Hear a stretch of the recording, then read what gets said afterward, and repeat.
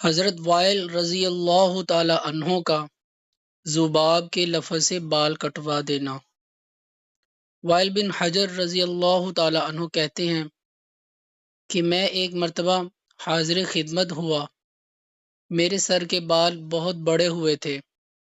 میں سامنے آیا تو حضور صلی اللہ علیہ وسلم نے ارشاد فرمایا، ذباب ذباب۔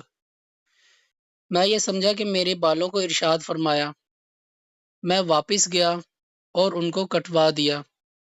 جب دوسرے دن خدمت میں حاضری ہوئی تو ارشاد فرمایا کہ میں نے تمہیں نہیں کہا تھا، لیکن اچھا کیا۔ ذباب کے معنی منحوس کے بھی ہیں اور بری چیز کے بھی۔ یہ اشاروں پر مر مٹنے کی بات ہے کہ منشا سمجھنے کے بعد خواہ وہ غلط ہی سمجھا ہو، اس کی تعمیل میں دیر نہ ہوتی تھی۔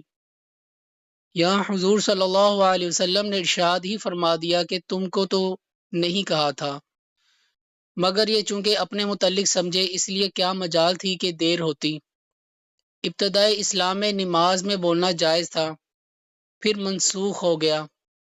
حضرت عبداللہ بن مسعود رضی اللہ تعالی عنہ حاضر خدمت ہوئے، حضور صلی اللہ علیہ وسلم نماز پڑھ رہے تھے۔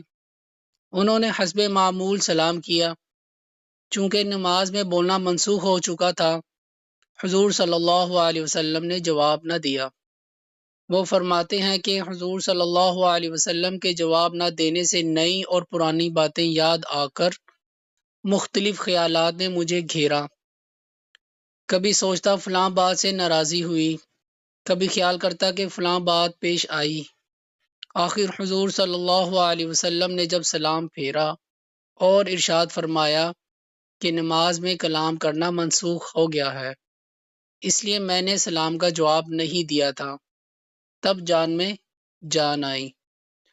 بھئی اللہ پاک ہمیں صحابہ رضی اللہ تعالی عنہم جیسا ایمان نصیب فرمائے اور ان کے نقش قدم پر چلنے کی توفیق عطا فرمائے، آمین۔